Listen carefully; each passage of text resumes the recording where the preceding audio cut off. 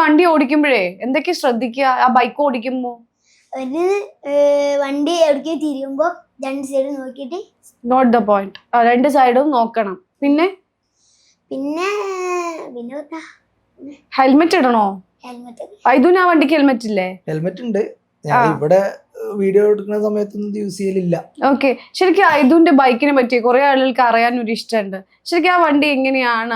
അത് പെട്രോളിലാണോ അല്ലെങ്കിൽ ഇലക്ട്രിക് ആണോ? പെട്രോളും ഉണ്ട് ഇലക്ട്രിക്കലും ഉണ്ട്. നമ്മളത് പെട്രോൾ ആണ്. പെട്രോൾ ആകുമ്പോഴേ നമുക്ക് ആ സൗണ്ട് കിട്ടുള്ളൂ. ഓക്കെ. ആ വണ്ടിന്റെ മെയിൻ ഹൈലൈറ്റ് സൗണ്ട് ആണ്.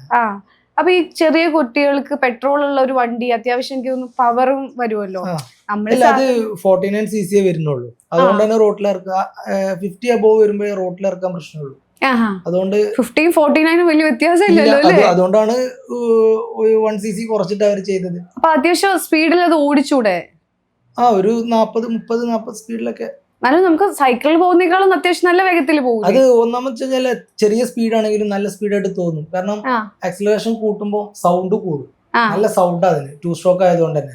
അപ്പൊ നമുക്ക് ചെറിയ സ്പീഡ് പോവാണെങ്കിലും നല്ല സ്പീഡായിട്ട് കാണുന്നവർക്ക് തോന്നുള്ളൂ. ഓക്കെ.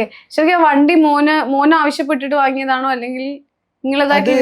അവന്റെ ഒരു ബർത്ത്ഡേന്റെ സമയത്ത് അവന് ജസ്റ്റിന്റെ അടുത്ത് പറഞ്ഞിരുന്നു. ഒരു 6 months മുന്നേ പറഞ്ഞിട്ടുണ്ടായിരുന്നു. ഞാനത് അവനോട് പറയാതെ ഒരു സർപ്രൈസ് ആക്കി വെച്ചതാ അല്ലേ?